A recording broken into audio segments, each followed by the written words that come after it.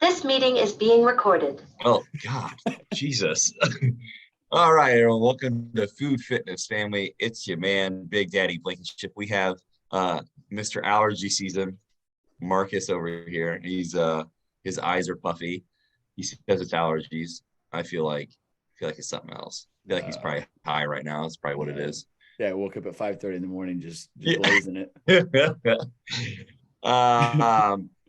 We do have a guest on today. Welcome, Mr. Would you like to be called Mr. Chad or Mr. Offerdahl or Mr. Chad Offerdahl or the Biscuit? The Biscuit. I was gonna say just drop the Mr. and I'll go with Chad. Yeah. So Chad is my client. Oh God, we've only probably been together a couple months now, but we do train a lot together. So we spend a lot of time together. So we've gotten to know each other really well. So we want to bring him on the podcast today to kind of talk about entrepreneurship and, at the end, how fitness kind of made him go further in life. Not exactly go further, but helped him hone in on what he does and become better. But as always, we'll start with last 7 days. Marcus, Mr. Allergies, take it away. Hey, what's up? Last 7 days were solid. One of my biggest wins was on Sunday. I didn't have anything to do. And usually that would just turn into me just sitting down at the computer and working for like 4 or 5 extra hours because I had time to kill.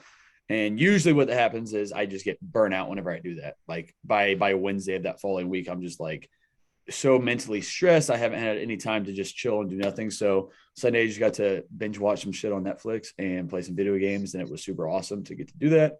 Aside from that though, that's balance for me. And then outside of that, I signed up with 3 or 4 new clients this last week, which was awesome. Hit another PR business-wise in February, which is awesome because there's only 28 days in that month. So that was super cool. But outside of that, not a whole lot. We went to the KU game on Tuesday night this week, senior night. So we were there late. And I had the day off yesterday, so that was a good time. But other than that, man, that's about it. Hell yeah. How about yourself? Dude, my last 7 days was nuts. I think I signed like 4 or 5 clients. I did end up the month on a new high, which was nice by only like a couple $100, but hey, it counted. Same. You know what I mean? I had a nice last day of the month, which was nice because I did lose some clients last month. We went and toured baby shower venues. I think we found one we like. Went out to Lee Summit to check the progress out there. They're finally getting moving a little more, so that's nice. And dude, finally, we're getting these effing crew necks. Those crew necks I ordered like a month and a half ago, we're finally getting them. So right as it's 40, 50 degrees outside, we'll get crew necks. Are those body shops or Blankslate? They're body shops, yeah. You remember the Eagle ones? Yeah. They're those. We've had a lot of people asking for them, except they're gonna be like a slate gray. Okay. Cool. I guess that's the right word. I don't know. Yeah, probably. So yeah, man, it was a pretty good week. I have some stuff lined up for next week already. And actually, I forgot to tell you, next week I will be out of town. So we'll have to figure out what we want to do with recording. We were supposed to go to Paris this week / Italy, but since Tatiana's having the baby, we canceled. But we're going to go down to Eureka Springs and get a cabin for a couple of days. So I'm pretty excited about that. Yeah, it'll be nice to get away. We've been going pretty hard. So it'll be nice to kind of get away, put my phone away. Mm-hmm. Not worry about business for a couple of days and go from there. So I'm excited. How many days you guys gonna be gone? Just technically 4, but 3 nights. So we'll leave Tuesday. We'll come back Friday. There you go. You should do some mountain biking while you're down there. Yeah. Could not fucking see you. Tatiana can't ride a fucking bike. Well, just for you, ride a bike normal. For you, it would look like a bear stole a bike. People would be calling the cops for that. Yeah, I like mountain biking. Tatiana almost fell over on an e-bike. Our neighbors at the bike store let us use their e-bike. Yeah. And she couldn't do that. Dude, it was awful. I hate mountain biking. One time I fell so many times on the mountain. I just picked it up and carried it down the mountain and then walked 2 miles back. I could have just rode it back the rest of the way. And out of spite out of that bike, I carried it all the way back to the shop. So strong. I was so fucking angry. But your bike's like this. Your bike's like this big. So it's it was a regular size bike. Oh, okay. Regular size bike. And a different time, I rented a bike from our Airbnb on the beach in LA. And we got like a mile or 2 away from the house, and the goddamn chain broke on me. And that was my other bike experience as an adult, and I won't ever do it again. See, Chad, he rented a bike from his Airbnb. Our Airbnbs, they can rent a Jeep. Ooh, that's cool. Oh yeah, you're on to something there, man. Dude, I'm saying all in one service. So, well, Chad, how was your last 7 days, man? It's been good. It's been busy. Got started with a full interior and exterior remodel on our store here at 95th and Knoll. So that's actually not open currently. We'll be reopening that here in a couple weeks. Is that the one right in front of your office? Yeah, I was Okay. telling Marcus before we got started here. It's the one that's like 500 feet behind me right here. Yeah. So they got that working. Been evaluating some real estate for some more locations. Doing some interviews for a position I opened up here at the office. Things like that. Then on the home front, had 2 sick kids all week. So been helping with that. That's how life goes. Did Cameron end up getting sick too? He ended up a couple days ago, he got it. And so, yeah, but that's how it goes. Thankfully, Emma and I are staying healthy. So, but otherwise, just been training with you and things like that. So been busy. So for those of you who don't know, how old are your kids? I got a 3-year-old son and a 1-year-old daughter. And how long have you and Emma, your wife, been together? Oh gosh, we met back in 2011. So what would that be? 12 years. Marcus, funny story. Oh yeah, I was about to get into this. I love this story. Oh, what was that? I didn't hear you. How'd you guys meet? Yeah. Oh, we Caleb does love this story.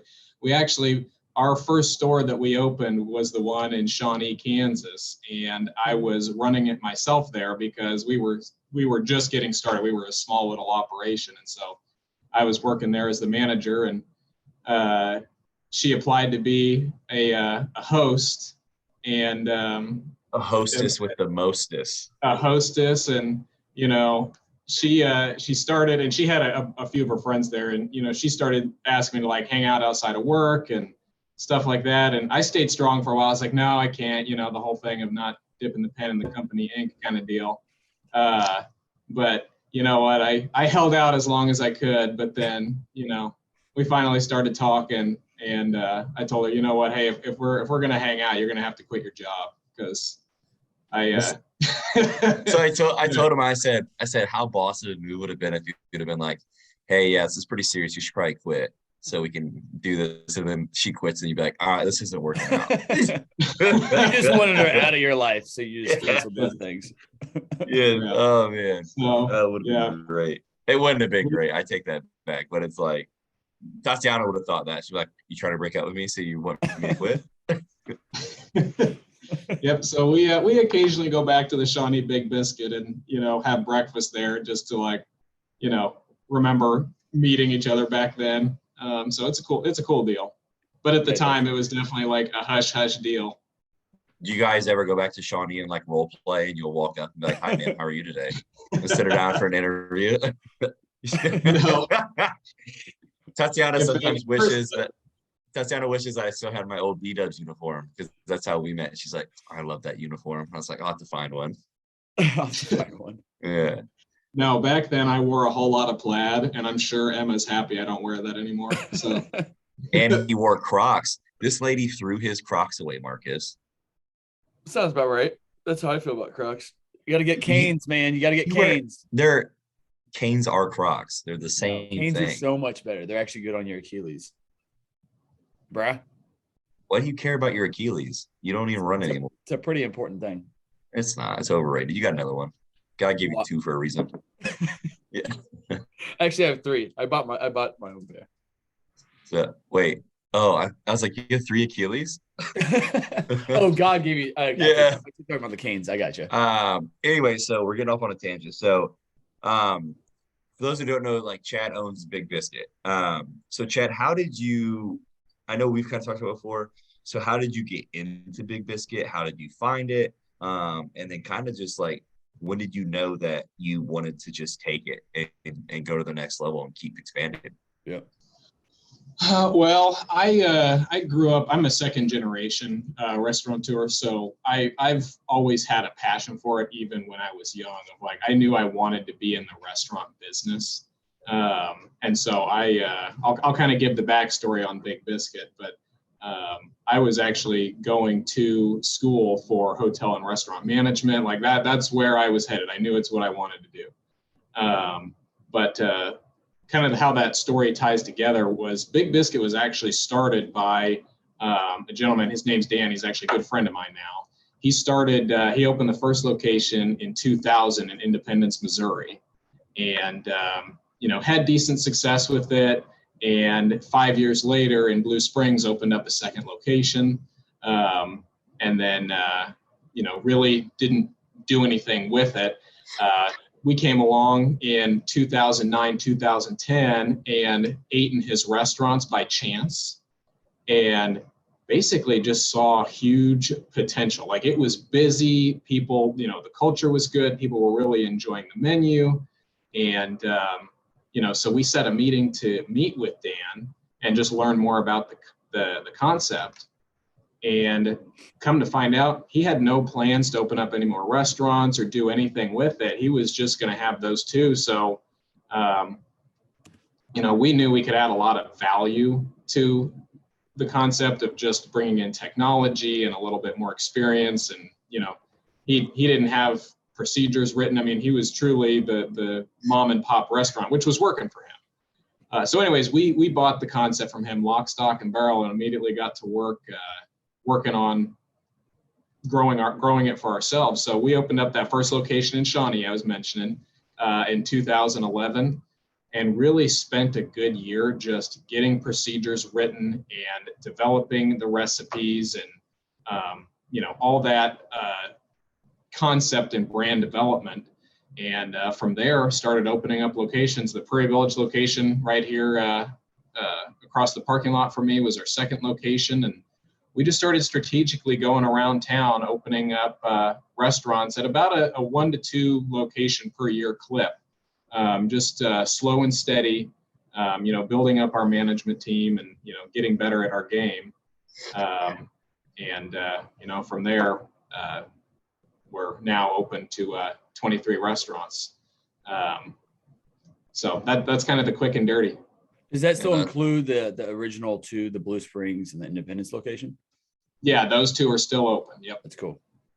Yeah. That's kind of gotta be stressful to think, because like I'm opening the second location right now, and it's like, so did you basically open one and then just start planning the next one, or did you already have the next one like going as you were opening, type of thing? No, we opened it, and we had a vision from day one of we wanted to make this a big deal. I mean, we knew it had legs, and if we could refine it, we could take this thing nationwide. I mean, we had the idea of franchising from day one. But we opened up that first restaurant and really took some time to develop the brand before we started multiplying, because it was the whole thing of we don't want to have problems at more than one location until we have a chance to kind of figure this out.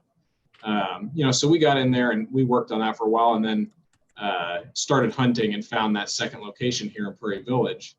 The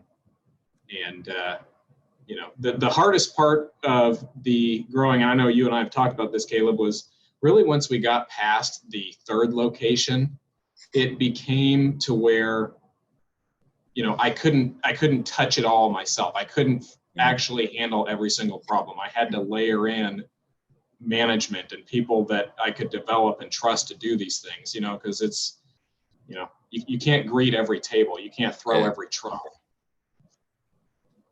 That's hard, man. And then and another thing with like just getting locations open, I don't think people realize how hard it is to get a location. Like this isn't, when I explain it to people, it's not like renting an apartment where you go rent it and you're like, oh, I like this, I'll take it. It's like, it's a minimum 6-month process usually to get into a space before you can even sign on the dotted line type of thing. You know what I mean? Right. So it is hard, but building out the management team has probably been had to be one of the hardest challenges for you, to find people who you could trust to build up and put in those positions for you to be able to walk away. My team is very small compared to yours, but it's like, I've been lucky enough to find that, but even with finding it, it was still like, you still want to do it. You want to touch everything, like, but it almost comes like a detriment because you can't. No doubt. In fact, there's there's occasions where I'll get in, and actually the other day with our director of operations, him and I went and opened up one of our restaurants. I think I told you about that, Caleb. And Oh yeah. I got in there and I really just enjoyed the heck out of it, because I miss getting into the kitchen and doing a lot of cooking and things like that. I mean, I spend time talking to our guests and our team, and making sure that I meet everybody and get to know them, but actually getting to do the things that I used to love to do, like flipping pancakes and cooking omelets and things like that. When I do get the rare occasion to do it, it's like the good old days. It's a blast. Except for that stupid pancake on TV that was like breaking. Yeah, I just went all in on that. I was like, I'm going to break this on TV, but who cares? And thankfully, oh yeah, you were on the news, right?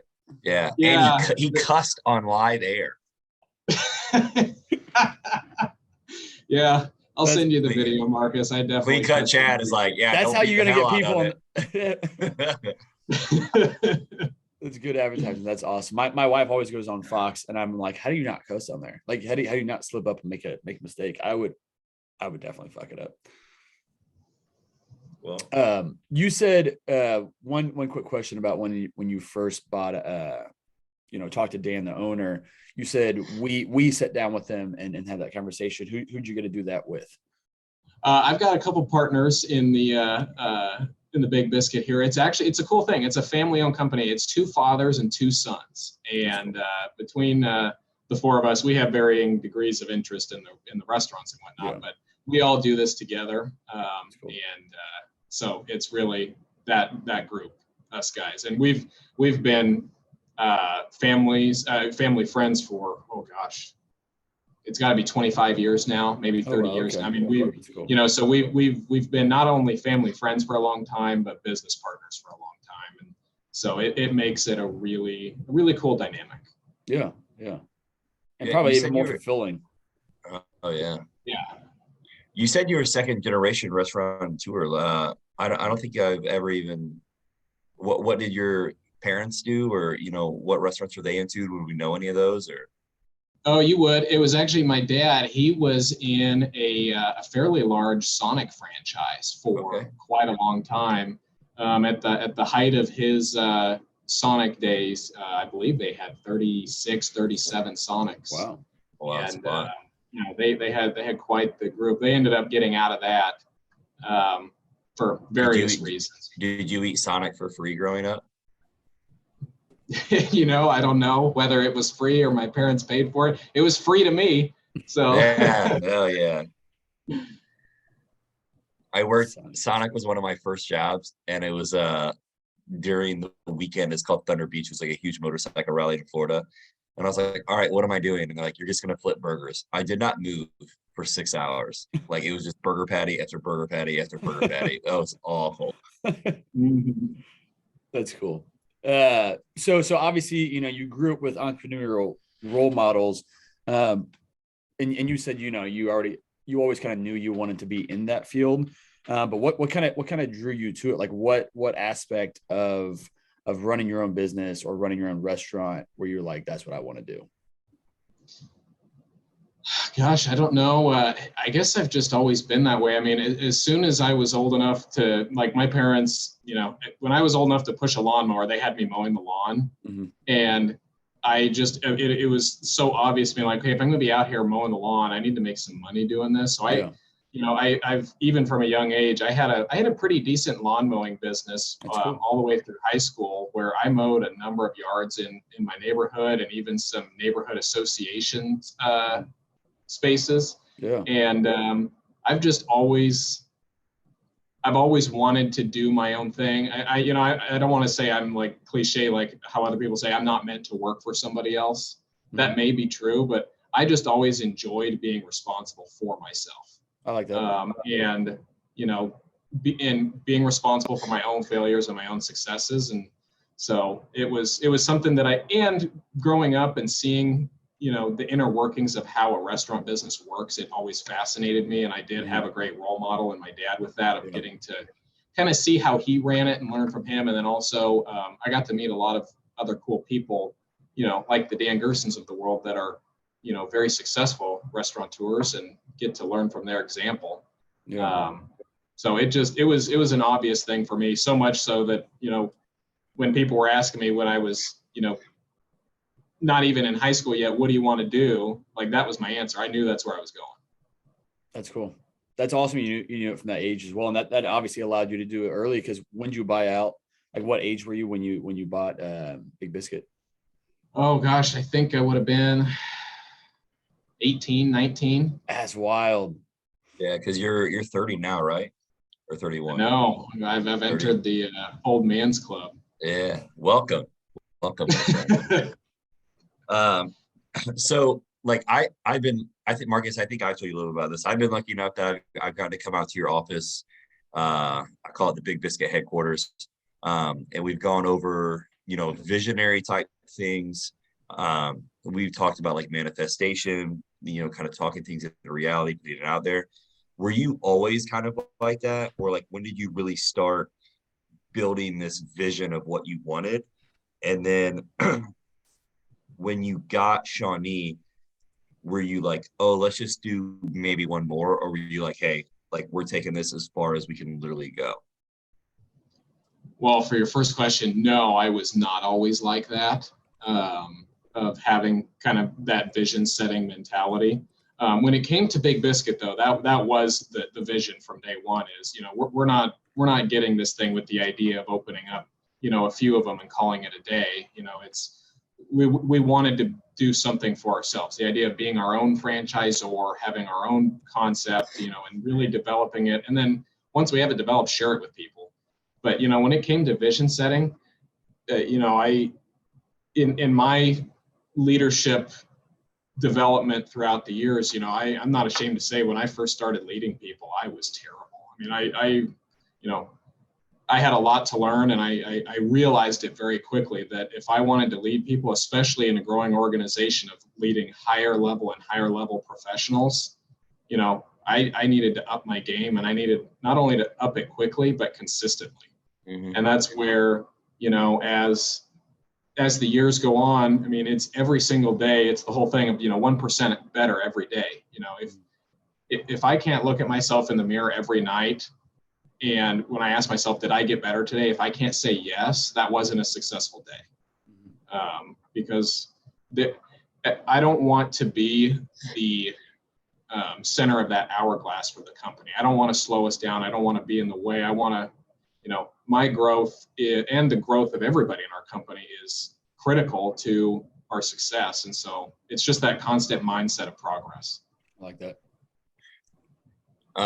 Do you think, along with the vision thing, in your opinion, do you think a lot of because there are a lot of entrepreneurs, I feel like that's kind of like the new hot ticket thing, like everyone wants to be an entrepreneur nowadays. Do you think that a lot of entrepreneurs limit themselves because they're, I don't want to say incapable of seeing the future, but like they can't think long term, or they put a limit on like what their vision is, type of thing? Man, if you don't have a roadmap, I mean, if you're not dreaming for yourself, who is? Mm-hmm. I mean, you need to have an idea of where you're going. And yeah, I do see that fairly often, unfortunately, of people who again, Caleb, you and I have talked about this, the I want versus the I will. I want to open a business. I want to make $1 million. I want to lose 10 pounds, whatever it is, versus I'm going to do this. I mean, it's a game-changing thing of, we talked a lot about vision the other day. In fact, I have mine sitting here because I'm getting ready to rewrite it. Of you've got to have big, crazy dreams, and then even if if you shoot for the stars and you miss it, you still get to the moon, or whatever that saying is. Yeah. That kind of deal. Yeah. But with so many entrepreneurs, I think unfortunately, there's not a lot of thought process that goes into what it means. There's definitely many people who go into it for the vanity, for the, I hate to say it, but the greed, if I do this myself, can I make more money kind of deal? Mm-hmm. But they don't consider that, when you go from being someone who's skilled at a certain trade to being a business owner of a business that does that trade, it's not the same thing. Mm-hmm. Yeah. it's a completely, you're now running a business that does that trade, not doing the trade. Yeah. Yeah, I think a lot of people, they do limit themselves as well. And I think, it's a big thing. Like, I think we've talked before, like there's a big difference between working for yourself and owning a business. And in entrepreneurship, a lot of people think that they're going to work less hours to make more money, when in reality, you work more hours and you can make more money, but you never get away. You have different stresses. And I think that's why Marcus and Chad, you get along so well, is because like we can vent to each other, because like some people just have like normal 9 to 5s. They don't understand that like we can't just clock out and walk away. Like it's an all day, everyday thing. And you're constantly doing something or thinking of some ways to get there. But taking that step from like working for yourself to a small business and making money while you're on vacation or wherever you are, or while you're sleeping, like that's a whole another animal. Like that's like, I would say it's the hardest thing to do. Yeah. Right. If you go into business thinking that it's a destination, you're doomed to fail. Yeah. Because business is a journey. I mean, it never ends. Mm-hmm. That's a good point. What were you going to ask, Marcus? I was going to ask, before I knew kind of your backstory, and then obviously you had role models and stuff like that in your life, because I feel like that's one big thing that holds a lot of people back in terms of their vision, is not even knowing what's possible for themselves. And then if they do have these ideas of, well, I want to do this, or I will do this, whatever the case is, then everybody that they tell around themselves puts these ceilings on them. And like, you can't do that. That's not going to work. Like, it's a bad idea. It's not safe to do that. Go get a job that, you always have this paycheck coming in, versus having to do that, whatever that kind of looks like. So I guess in your situation, you probably had the support and the backing of your family to be like, yeah, go do this. Like, you want to do this, go do it. So was that support there, or was this something that you like kind of kept to yourself, and you just, obviously you had a couple business partners that helped?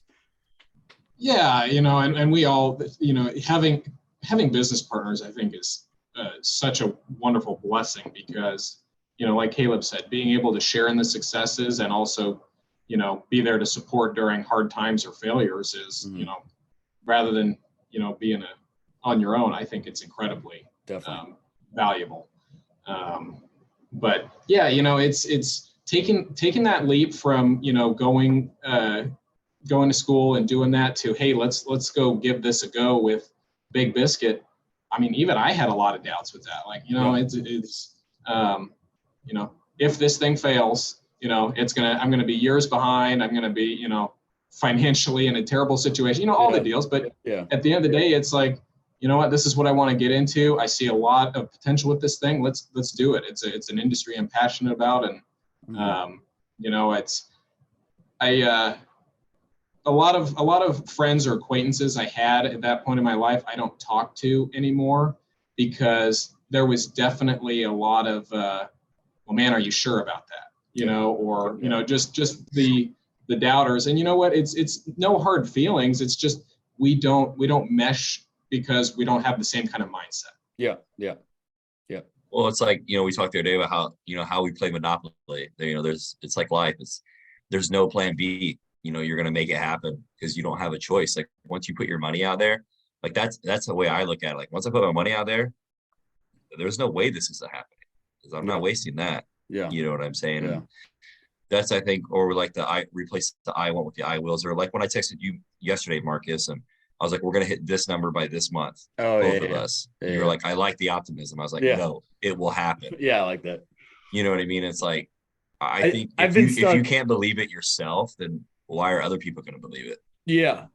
Nicole's been kind of using that as well. My wife, Chad, her name's Nicole, but kind of using that same, like, I will do that stuff. And I think I go back to like, superstitious playing baseball. I'm like, don't talk about good things. Like, it's going to go away. But he's going to pitch a perfect game. So I've been trying to kind of shift my mindset away from that superstitious, like, oh, I'm going to fuck it up because I said something good was going to happen, and being more just kind of, manifesting it. Like, no, I do the right things. I'm a good person. I set myself up for success. So success will happen, whatever that kind of looks like in whatever context we're talking about. So I like that you kind of shared that I will, both of you. You just said it on here, Chad, and then Caleb, you said it over text the other day as well. I think, Marcus, one thing that you may struggle with right now, we've talked about, and like Chad and I literally talk business, I think, like we train 3 hours a week together. We probably talk business like 8 hours a week together. Like Yeah. like we even text about it. You know what I mean? It's just like something we love. And then, like for you, Chad and I talked to this like a week ago, and it's you almost have imposter syndrome. And it's like, why am I allowed to do that? Like you reach a certain financial point and it's like, am I allowed to do that? Am I allowed to buy this nice car? Am I allowed to like expand my house? You know, am I allowed to buy KU season tickets? Because when you start doing these things, you're perceived as like this different person. And it's like, you are a little different because of the financial situation, but you're not, your core isn't that deep. Yeah, that's true. You know what I mean? It's like, it's hard to want to reward yourselves with that. I think I literally just had to vent to you about that, what, a week ago, Chad? Something like that? Yeah. I mean it's a unique problem, you know, and so it's hard to find people to talk to about. That's very true. Yeah. Because I mean, you feel like you're on an island. You feel like you're on an island, or you know, when you with construction going on, and I'm like, oh God, this happened. Now I have to come up with this X amount of money, and someone just hears, oh God, I just have to spend this much money. It's like, dude, it's like whether I make 200,000 or 100,000 or 50,000, it's like still a certain percentage. Like it's money. Yeah. Like, you know what I'm saying? It's definitely a thing that you know, we talk about it a lot. Any kind of success, whether it's financial or otherwise, you know, if you experience success in some way, there's definitely going to be people out there that, you know, the way they handle that is bitterness and jealousy, and, you know, they just won't understand it. And unfortunately, you know, it's just those kind of people that, you know, really you just got to cut out of your life, because they're not going to do anything but poison you. Yep. I think instead of cutting them out, we should biscuit slap them. New term. So I mean, for those of you who don't know, I mean, what do you see, like, what's your next venture with Big Biscuit? Like, I know you have, am I allowed to talk about where we're going this weekend? Like, have you announced that yet? Okay. Oh, yeah, you can. It's no big deal. Okay. So you had the mission store coming. So we will be out at his mission store this weekend. Sweet. He has been nice enough to let me have whatever I want out of the old Don Cheetos restaurant. So I'm gonna go in there and Don Cholitos, that's your spot? Yeah, that's where we're going. I used to love Don Cholitos as well. I was so sad that it was gone, but at least Big Biscuit's going in the same spot. Yeah. So I'm going to get his speaker. There's like speakers everywhere. He has a big ass drink fridge, and he's like, dude, I'm just gonna throw it away. And I'm like, I'll take maybe some leftover burritos. Did you ever have Don Cholitos, either of you, before? No, I never had that. Oh, I ate Don Cholitos at least a couple dozen times. I mean, it was really cool that we got the opportunity to go in there and buy that from him, because it's like, man, I've eaten in your restaurant more times than I could count. Yeah. My parents used to go to Shawnee Mission North, so like during lunchtime they would just walk over there and eat most days. There, or Italian Delight, which is also gone. But at least this mission location, not case. I'm sure you went there as well then, Italian Delight. Oh yeah, in fact, that's my wife's family. It was their favorite place. So. Oh, okay, yeah, that was my favorite place. That was always our family stuff. It was either that or Don Cholitos. But anyway, sorry to kind of get on a tangent about that. I'm very excited. We should try to do a live podcast from the new location before it opens. I'm down. Let's do it. That'd be cool. I don't know how I'll do it. We'll figure it out. Yeah. So you've got that opening up. Is that what you were going kind of with Caleb? Yeah. I just kind of like, what was your next, I know we've talked like, what are some of the things you want to accomplish with Big Biscuit next? You know, I'm assuming more locations. For those of you who don't know, like Chad also does him and his wife do a lot of charity work. I know his wife, she volunteers all the time. And then what's that pajama thing you were talking about? I forget what it's called. We partnered up with Operation Breakthrough in Q104 this past Christmas season with their pajama drive. And we got all of our KC Metro locations involved. And what it is they help get people to come in and donate pajamas for underserved children of Operation Breakthrough. And we helped them we blew their old record out of the water this past year. And so we love doing stuff like that where we can, you know, get involved in the community. That's cool. But as far as growth, yeah, we got a lot of exciting stuff coming. We've got that Mission location coming that is hopefully going to be starting construction soon. And we got a couple more locations that I think are promising here in the Kansas City area. But really, with how many locations we have here, we're about tapped out in this market. Mm-hmm. We have a franchisee that we got started back right before the pandemic started, and he's down in Tulsa and Oklahoma City. He's got 4 locations open currently, with a couple more under construction as we speak. And actually, just in the past 6 months, recruited and got another franchisee started who's going to be opening up some more locations in Northwest Arkansas. Awesome. We're actively working on the plans for his first 2 locations. And really, that's, we're going to continue to open up stores, or we call them corporate stores, even though we don't refer to ourselves as corporate. Yeah. We call them corporate stores. We're going to open up more stores, here in Kansas City. And, we may even reach out to some neighboring markets.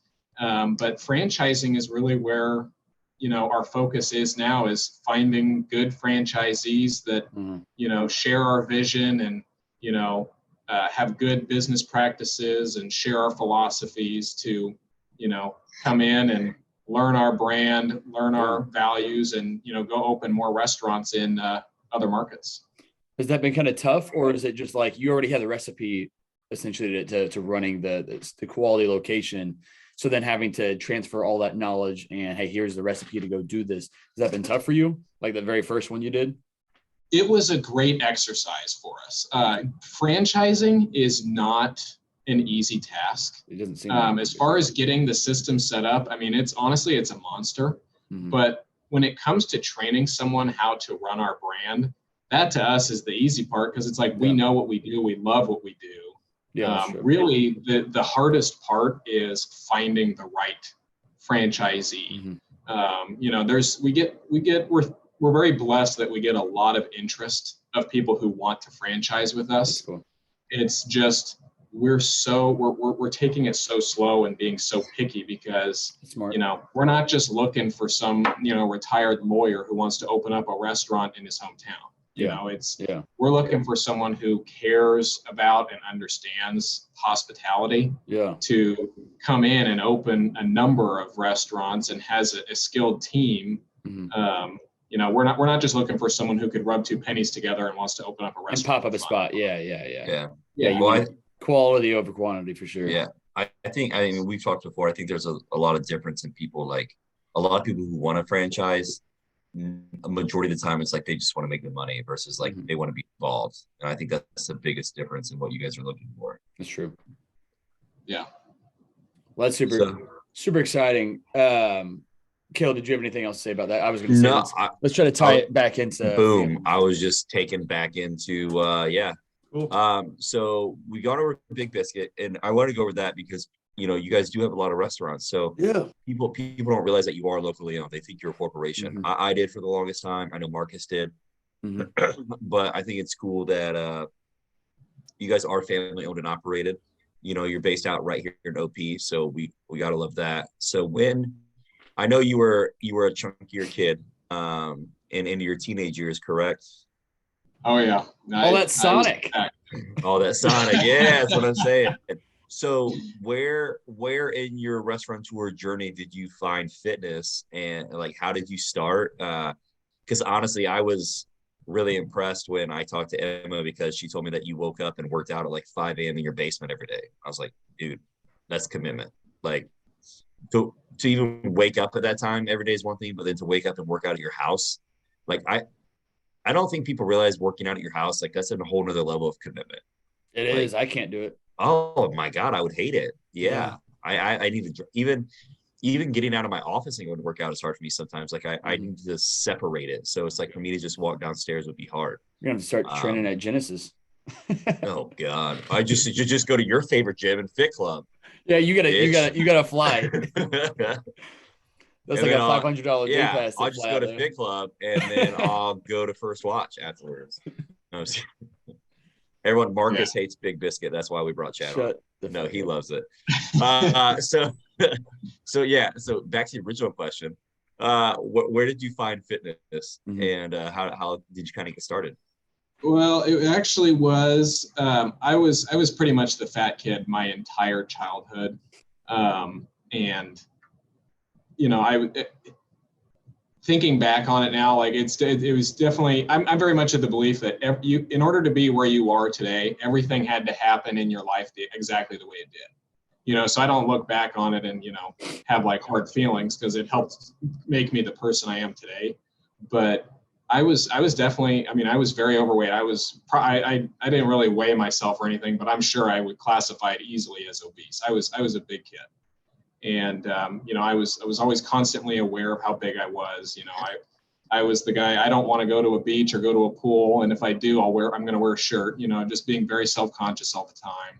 I still feel like that.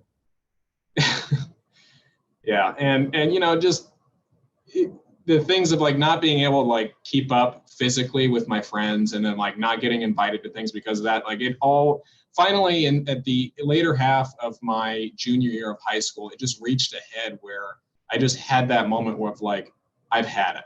I'm tired of being this fat kid. I'm tired of being self-conscious. I'm tired of not being able to keep up with my friends, you know, whatever it was. I had that moment of where like, I just broke and I'm done.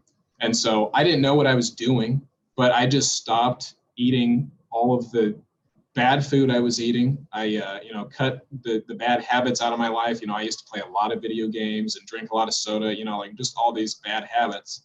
And I just started doing the basics of like, I couldn't run, you know, I was so out of shape. I wasn't in shape at all. And, you know, I didn't know how to lift weights or anything. So I just started walking. And as I started, you know, getting weight off, you know, I got a little more into running and things like that. Eventually I started, you know, doing at-home workout videos. And What age was that again? that was back half of my junior year of high school. So I would have been 16, 17, something like that. And over the course of the next, it was about a year, I lost 65 pounds. And for the most part, since then, I've been able to keep it off. I've fluctuated here and there. Not anymore with Caleb keeping an eye on me, but hell yeah. But yeah, I mean, you had to have been, I mean, from what we've talked about and what you weigh now, like, I mean, if I'm guessing, you had to have been like 270, 280. I mean, it was up there. I had no muscle mass. I mean, the extent of my physical activity at that point in my life was climbing a flight of stairs. I mean, that was about, I had nothing. At my height, I was 235 pounds with not a drop of muscle on me, and I was a big boy. In fact, I'll show you pictures sometime, Caleb. I would love it. I ended up dropping down to about 170 pounds, which again, I had no muscle even then. I just got the weight off. Yeah. But he's strong now, Marcus. He maxed out the pin loaded chest press for like six or seven yesterday. Nice. He's getting strong. Oh yeah. I was like, damn, bro, where did this come from? Like, I got to surround myself with guys that know what they're doing. I like being the lightweight on this phone call. Yeah. I think you outweigh Marcus. I was gonna say, yeah. I'm 168 right now. No, after seeing the pictures that you guys are posting this past week, no, I mean, I may weigh more on a scale, but I am the lightweight. Okay, that's fair. I'm also like six inches shorter than you. Just a little guy. Yeah. So yeah, God, we're going off tangents again. All right. So you started walking. When did you get into weight training? Because I know you've done like all the P90Xs, all the insanities. Like you've done a lot of the crazy weight training, cardio stuff at home. So like, did you find those because you were like self-conscious to go to a gym, or did you not like the gym, or what made you go the home workout route versus going to like a facility? Mm-hmm.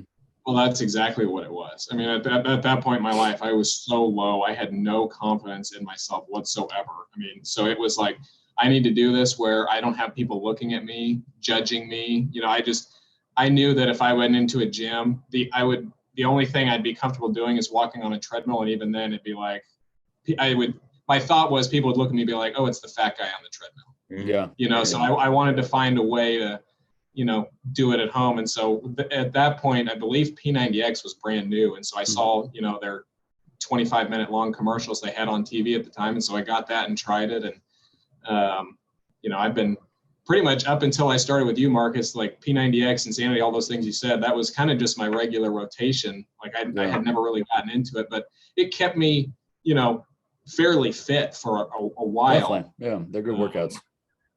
Yeah. But that was definitely, you know, it was my way of trying to get fit without people, you know, being around me. That makes sense. Yeah.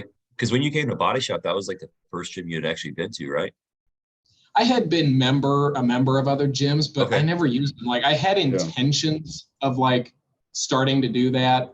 But like I was that guy that, and I'm sure you love this as a gym owner, that I bought a membership and didn't even freaking use it. Dude, It keeps occupancy low. Hey, I need more of them, bro. I need more. But I that always was me. say Body Shop's biggest problem is all of our people show All you up. people show up. Yeah. And I love it. I you need to love sell that they membership to show people up. that are not going to be coming. Yeah, I love that they show up, but it's like it gets so freaking busy. Yeah. Like, I mean, just yesterday's the first day of the month. I got in there at like, I don't know, 3:00, and we'd already had 65 visits. Like, That's wild. and so like when you run like how many visits per day we have compared to how many members we have, like majority of the gyms, they do like 7 to 10% of their people will do like 25 to 30%. Like, Oh, wow. Nuts. That's Yeah. awesome. It's That's a awesome. really big difference. We're blessed that we have people like that. We Of course, created yeah. a culture of like, It people creates wanting a to get it good done. culture. Yep. But good community of people. Keeps you motivated to go in there. you know Monroe? Mm. You know Monroe, right? You do. I don't- If you've seen him, Bro, you would know I who he is. don't know names. I don't know names. He said he canceled his wife's membership. I said, why he canceled her membership, bro? Well, she never comes. I said, and I love her. She's my favorite. Yeah. So Chad, then you know, you obviously you had your own fire under your ass to start making changes, you know, even at high school, which is awesome that you were able to even just start with just walking and cleaning up some of those lifestyle choices that you were making. But you know, did you have any other role models in your life? Obviously you did on the business front, which is awesome that you had that. But did you have like, were your family very fit? Were they mindful of like their nutrition and that type of stuff? Or did you just have to kind of start cultivating this change only on your own? You know, I'm one of four kids. My two sisters played a lot of sports, but you know, when it came to nutrition and lifestyle and things like that, it definitely was. And I know Caleb vibes with this. It wasn't really a priority, or even not even necessarily not a priority. There wasn't knowledge or things in place where that was commonplace. So It wasn't anything. yeah, I just like started from ground zero, and like I definitely like tried everything under the sun. Like I did all of the like weird green juices, and I tried all the different, you know, weird workouts, and you know, whatever I could, just kind of like figuring it out.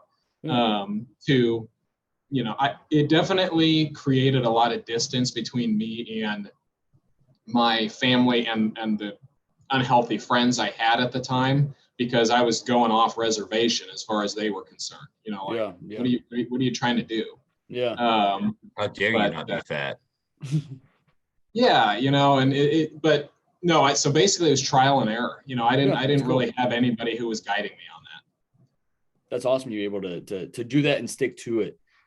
Probably most importantly for the amount of time that you did to get yourself where you are right now. Yeah, I think the important thing was that it was that moment of like, I've had it. And I think that's for anybody in their life, if there's something, whether they're, you know, under a mountain of debt or they're very overweight, whatever your rock bottom is. Yeah, you've got to reach that moment of I've had it. You got to be done. Yeah. Well, it's awesome you had that so early in life. You know, it taught you a lot of stuff about yourself. Like you said, it built you into who you are today, but then to be able to make that pivot and never really look back is awesome and rare.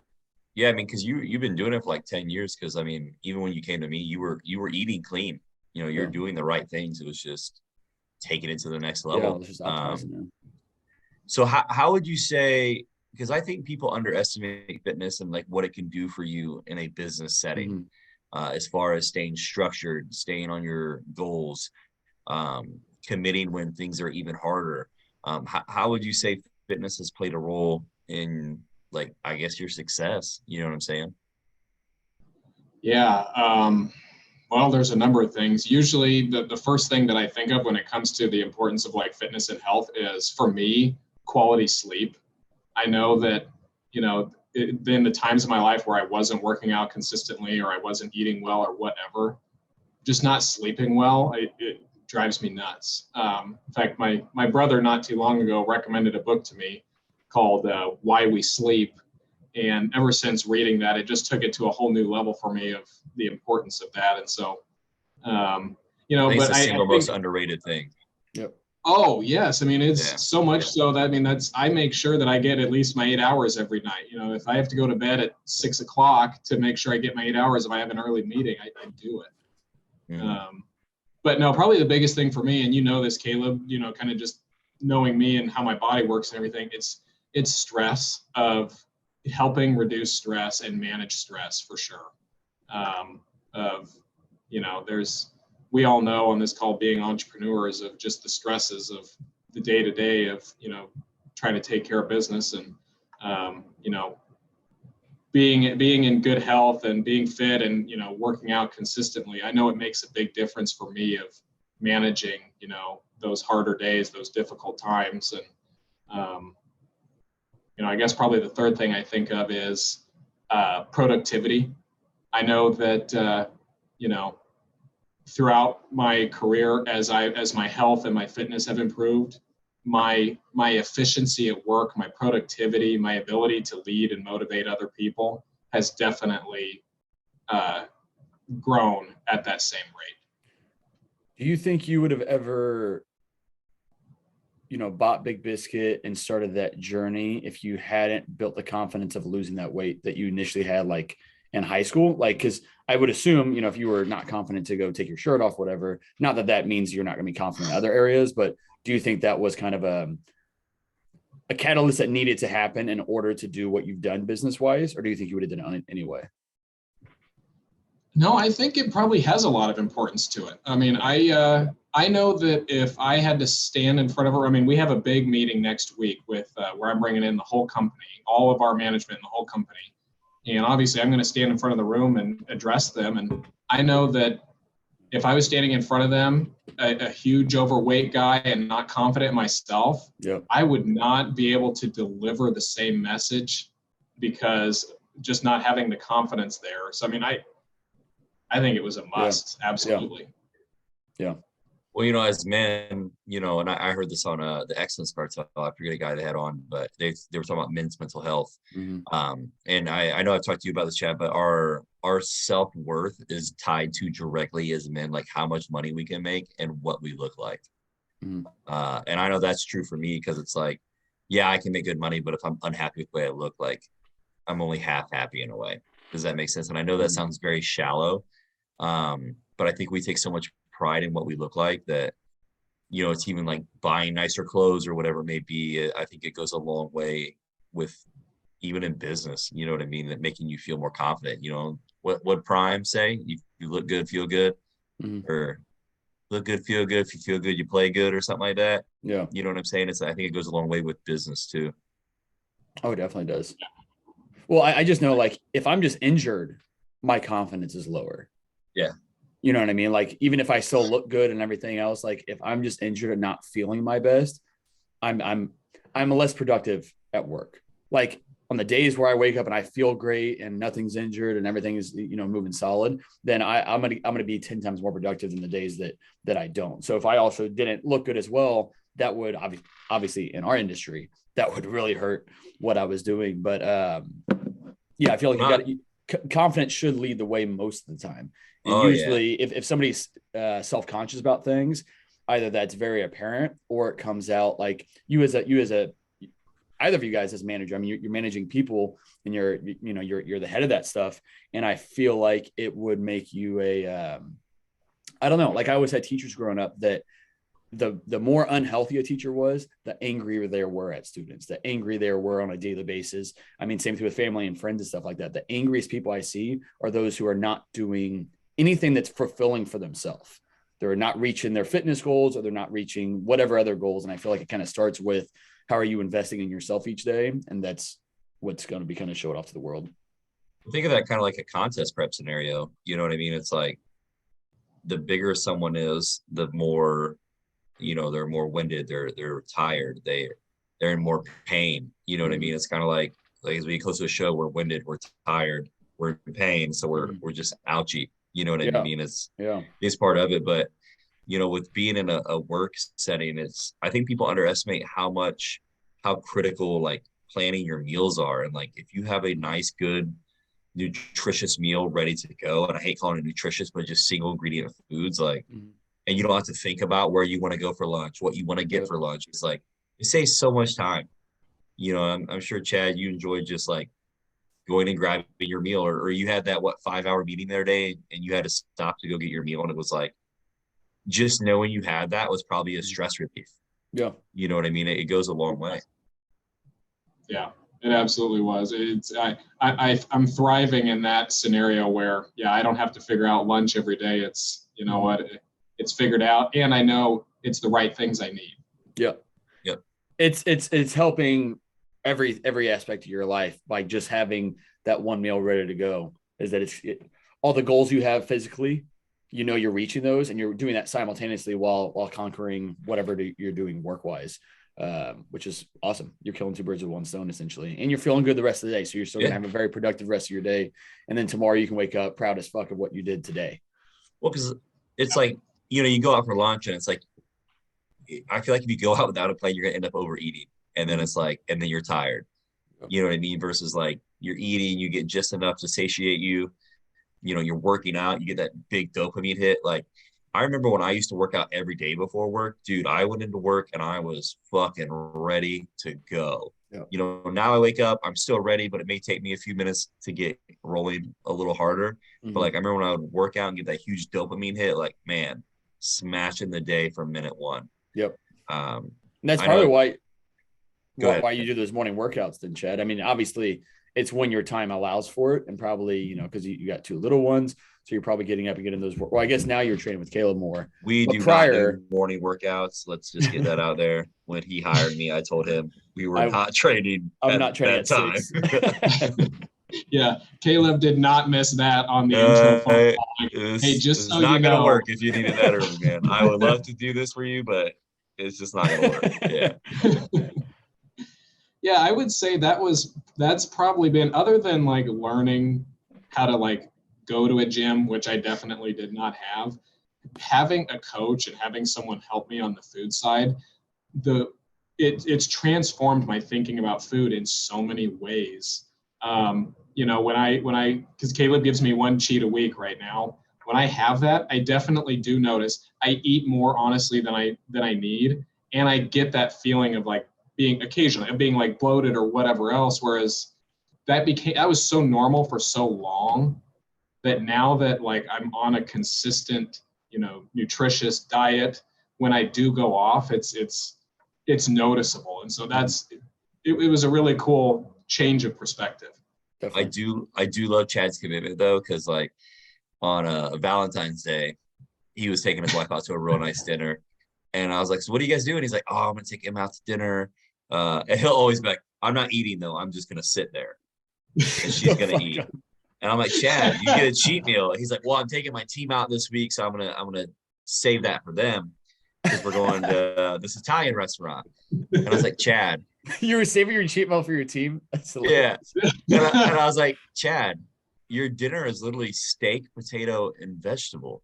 Just go to the restaurant and get a steak, potato, and vegetable." Yeah. I can do that. I'm like, "It's the same damn thing you're gonna eat at home." And he was like, "Oh, that was so nice." And I'm like, "I mean, I love your commitment, man." Yeah, like, love this. Yeah, it's okay. Yeah, I was cracking up. It doesn't have to be that hard, because again, like if you're controlling, and Emma loved it. She was glad. Oh, I'm sure. Yeah, if you're controlling majority of the days, majority of the meals, if you were going to step on stage this weekend, maybe forego that meal and stay to plan, but you're not. So One extra cheat on a Valentine's Day is a perfect excuse for it. And even then you still ate clean and you didn't really cheat. Yeah. That's the way I look at it. You know, it's was it made at home? It probably had some extra oil on it or, you know, whatever it may be. You know, not the end of the world. We saved face. We still ate good. We made our wives happy, which go a long way because, as we all know, if our wives aren't happy, our lives are horrible. I don't want to bring up. We can kind of get into Chad's other ventures if we want to, because Chad is a multi-entrepreneur. His wife hates this other one, and I love it. What is it? You want a strip club? Yes. He is actually a pimp on the side. He has a stable of 5. Stable 5. I don't even know where I was going. I completely lost my train of thought as we brought up the other thing. I don't even know. Save face with a wife, and they're happy. Yeah. We still hit our goals. We made our wives happy. Like, that's a win-win. You know what I'm saying? Yep. So Chad, what do you think you will venture out into other things in the future, or do you think you will always stay restaurants and restaurants only? I mean, I know we've kind of talked about this personally. Like, what are your plans? I mean, I think a lot of people, they just do one thing and they're stuck on that, and that's okay. But you know, is there anything else you want to accomplish business wise, or any other avenues you want to get into? Yeah, I mean, we all understand being entrepreneurs, like that hunger and that drive is always there, and it only grows. So, I mean, yes, is there a specific thing I have in mind outside? I mean, I love the restaurant industry, and I think that's always going to be a part of my life. You know, Big Biscuit, we got a long way to go with this company. I mean, this is something that can be the next, you know, to name drop, the next First Watch. I mean, we really have the concept and the legs to take this thing and grow it. And so that's going to be the focus of, you know, what me and my team are going to work on. But as far as other things, I mean, yeah, you've mentioned, you know, I'm involved in, you know, some other ventures as well. But, you know, that's where I can lend, you know, my expertise, or maybe, you know, financial statement to, or whatever it is. But really my priority is and going to continue to be Big Biscuit and I brought my dog to the office today. Hey, what kind of dog you got? Good God. That's I thought that was your dog, Marcus. You want to just take her? I'm on phone. What kind of dog you got? A black lab. I brought her with me to the office today. It's a big old bark. I was like, you got a Rottweiler too? I had one as a kid. I love Rottweiler. Really? Oh, they're awesome. Yeah. Mine just came down and said good morning to me. I should have showed him. Dude, Marcus's dog is amazing. He's a giant baby. Oh my God. We went to the dog park yesterday, and this dude was like, had one of those like ball throwers, and there was like this 40-pound other dog that he was playing with, and that dog was already out there, and then he threw another ball, and Boss went to go get that one. So that dude, that other dog, like the 40-pounder, was like lined up like a punt returner about to catch it. And then Boss just destroyed him. The dog was like, I felt bad because the dog was like, it was fine. It got up, but it was yelping. It just like got tumbled over and over again. And Boss just ran right through it. Because my dog is 116 pounds, and then that dog's like 40, and just got wrecked. I was like, if that would be on Sports Center if I would have had that on camera. And he doesn't realize how big he is. Like, no. When Nicole brings him, or Chad brings him, when Marcus brings him, we just let him bring him in, and we'll just like put him in the office to hang out because we like him. But like, he went for this ball under Holly's desk and like almost flipped Holly's desk. Yeah. If there's a ball in sight, watch your knees for sure, because he's going to get that ball. Yeah. Good shit, dude. God, where were we right there? I don't know. Other ventures. Oh, the future. Yeah. Oh, yeah. Future.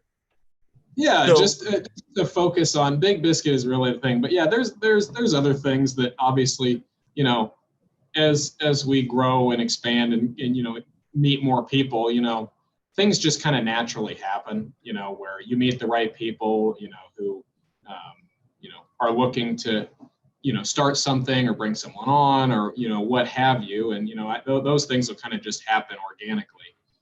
But I mean, Big Biscuit, like I said, is going to continue to be my primary focus. I like that. Yeah. I'm excited to see it in other cities. Heck yeah. I mean, it's already in a few, but yeah, that'll be cool to get to like travel around and like really see it elsewhere as well. That'll be cool. I'm with you, man. Do you think you will ever have an eating challenge? If you keep pestering me, I think so. No, dude, we should do that. We'll get together and I'll put 3-car pileups in front of you guys. Oh, God. How did you come up with that? Was that already on the menu, or like how did you even come up with that? No, it was just we do a lot of playing with food in the kitchen. I mean, we have a number of items on our menu that are just the result of like experimentation. Mhm. I mean, heck, even that pancake that I told you about the other day, that was just simply we had stuff in the kitchen and we started messing with it, and we're like, oh dang, this is good. Let's add this to the menu. That's awesome. So, you know, I forget what the question was. Oh, the eating challenge. Yeah. Oh, the eating challenge. Yeah, I mean, I've got a PR and a marketing lady who would love to film, some big dudes eating a bunch of food. Let's do it. Marcus won't do it. He'll I'll whip out. I'll do it. I'll hit legs before. You'll do this, but you won't do the Taco Bell draft. Nah, fuck Taco Bell. If we did it at Chick-fil-A, I would be about that. If we did it at Longboards or Hawaiian Bros, I'd do that. Chad, would you do it with us? Oh, I would have to. Yeah. All right. I'll bring the digestive enzymes. Perfect. Yeah. Perfect. So for people who don't know, there's a menu on Big Biscuits. There's a menu on the menu. There's an item on the menu called the 3-car pileup. And it's a pancake, biscuits and gravy, hash browns, eggs. I feel like I'm missing like 8 things. Yeah, it's a pancake. It's got 3. I mean, I'm pulling it up here. Yeah, it's a pancake, 3 eggs, bacon, sausage, cheddar, breakfast potatoes, hash browns, 2 biscuits, and ladles of sausage gravy, all on one plate. That's a lot of carbs. I like it. Yeah, you're right. That would be good leg day food. Yeah, it's like 3,000. It's like 3,000. We'd have to train legs fasted for sure. It's like 3,000 calories. I mean, it's pretty intense. That is intense. If you're trying to do a 10K challenge, 3 of those would do it. 3 of those would do it. I almost just puked in my mouth. Every time I read it, I'm like, God, I want to order this. And then it's like, I wimp out every time. What's funny is the people who tend to order it are like tiny little women, and they put that thing away. I mean, it's amazing. That's their one meal for the week. That's how they're so tiny. Marcus, that's your MO. What? Tiny little woman. No. Yeah. I'm definitely eating a lot more than that in a week, though. That is absurd. Oh, I love it.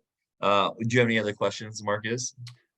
I don't think so, man. You smashed it. I guess one last thing is, why is it important at this point for you to, maintain health and your habits with that stuff and continue to chase those physical goals as well, alongside the family goals, alongside the work goals and stuff like that? Why is that important to you? Yeah, I guess for me, they kind of all go hand in hand. I want to be healthy and in shape, so that, like I said, I'm better able to lead people.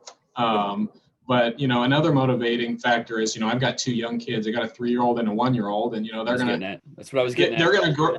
Right. They're going to grow up quick, and they're going to like start doing sports and do things like that. And I mean, I want to be a good example to them, not only to help them build the right habits in their life, but also, be able to physically do the things with them. Yeah. Especially as they get older and become adults, I don't want my health to be a limiting factor.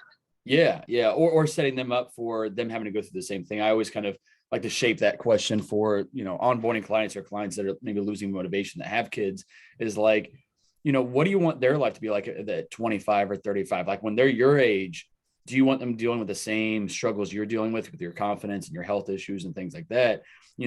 Or do you have a better vision for them? And if you have a better vision for them, why don't you just go ahead and emulate that, become that person so they can just follow in your footsteps versus follow in your footsteps where you are right now, unhappy with where you are and things like that. And then them have to go through the changes you should be making at the moment.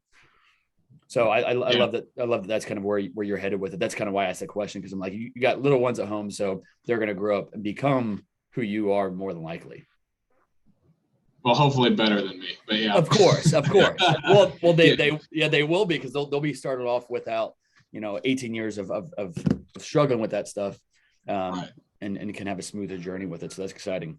Well, and I love too, like fitness is pretty big within your family from what I can see. Like, your wife works out, she eats pretty healthy. You work out, you eat pretty healthy. So I think, when you grow up and you see kids, or your kids will see that. And I think it's just going to be a normal thing. It won't be forced. Like, Max knows bodybuilding poses already, not because I make him do it, but because he just sees it, picks it up. You know what I mean? Sponges. Yeah. Like I have pictures of me on a posing call, and he's like posing behind the camera, trying to like mimic what I'm doing.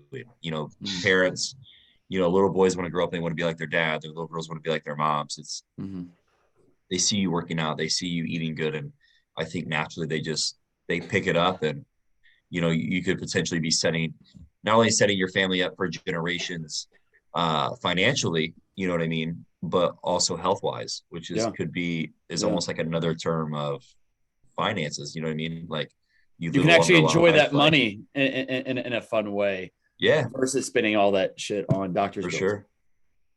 Yeah. Well, it's walking the walk and talking the talk, Yep. I mean, Yep. in your guys' industry, I don't think you'd do too well if you were tremendously overweight and lazy. Nope. I do all right. I wouldn't do well. I wouldn't do well to lead the teams that I lead if I wasn't willing to work hard and put in the time and all that stuff. Like you've got to lead by example, and that's with going back to the kids of I'm not going to be the dad that tells them, hey, you need to work out, you need to get outside, you need to not watch too much TV. They're just going to see me do that. Exactly. Yep. Yep. 100%.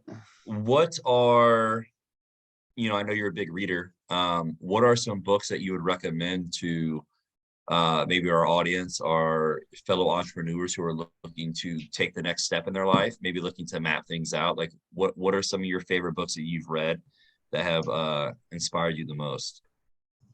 Well, I just got done reading that book you loaned me, as a matter of fact, The E-Myth, and I think that's probably the most relevant book I can think of for anybody who is considering taking that step into being an entrepreneur. I mean, it's a great. It sets the tone for how to evaluate yourself and get into business, and if it makes sense for you. But then when it comes to what. Are you done writing in it? I have 2 copies now. One of them's clean, and it's yours. No, Marcus, we were talking about that book, and he's like, yeah, I was highlighting some stuff in it. I like to highlight while I read. And I was like, you're just writing in my book? And he's like, holy shit, I forgot you gave that to me. That's awesome. But I'm trying to think, I take my upper level executives through, we do a weekly team development where we get together and I assign a reading from a book every week, and we get together and talk about it. As a matter of fact, today we're starting a new book. It's our first chapter in a new book. It's called Ego is the Enemy. Great book for anybody. It doesn't matter whether you're an entrepreneur or anybody in any part of their life. It's relevant, and so I'd recommend it. But Extreme Ownership by Jocko Willink, absolutely a must read for anybody who wants to take charge of their own life and or start a business or anything. And then probably the last one that comes to mind is The 5 Dysfunctions of a Team. Really, really great book for how to interact with people, whether it's on a team at work, or in your guys' case, clients, whatever it is. To break down dysfunction in groups of people. Have you those ever would be read, my recommendations. Have you ever read any of John Maxwell's books? Many of them. Yeah, I like those. Yeah, John Maxwell, Patrick Lencioni, Jocko Willink. There's a lot of those authors that have a lot of good things to say. Oh yeah, I like it. Marcus, you got anything else, man? No, that's it. I'm trying to get my dog to come over here. It's the one time he's ever not wanted to come fuck with me on the computer. Half the time he comes down and the whole computer shakes. Yeah, it does. He tries to squeeze it in there and knock it over, but yeah, he's just sitting there not coming over, being an asshole. That's what's up. Yeah, no, I think we've been going for, not quite 90, but from the time we started, we got on. Yeah, a little while. Yeah, I'd appreciate it, man. Yeah, Chad, thanks for bringing Yeah. your beautiful hair and your beautiful face on bright Yep. and early morning. Well, I appreciate you guys inviting me. It was a lot of fun. Definitely, man. Hell yeah. Happy to have you on. Appreciate you sharing all your insights and your journey and the journey of Big Biscuit. Like I said, I didn't know that before we chatted at the gym, so that was pretty cool. Yeah. Yeah. No, I love it, man. And yeah, I grateful that you came on. Grateful, you chose to hire me. I really enjoy talking business and everything with you every week. So glad that we were able to get you on here and spread the word of Big Biscuit a little bit and its backstory, your story, and true food fitness family podcast. Yes, sir. Yes, sir. All right. Well, then, Chad, have a great day at work. The stores are already open and whatnot. Caleb, I hope you have a bad day. Chad's day is like halfway over. Yeah, it is. Marcus, your eyes look better. Come here. Oh, he's got something in his mouth. That's why he doesn't want to come over. Your eyes look better, Marcus. Yeah. Yeah, you don't look as much shitty as what you did when we got on the call. Yeah, whatever. All right, fellas. I hope your lunch is cold. Oh, that's weird. Right. That's weird. All right, guys. Well, Chad, I hope you actually have a good day. Fuck you, Marcus. You guys have a good Thursday. Talk to you guys later. Bye. Listeners, have a great week. Oh, yeah. Let's have a good Monday. I forgot. Yes, I forget we always record before. Yeah. All Have right, a good day, fellas. guys.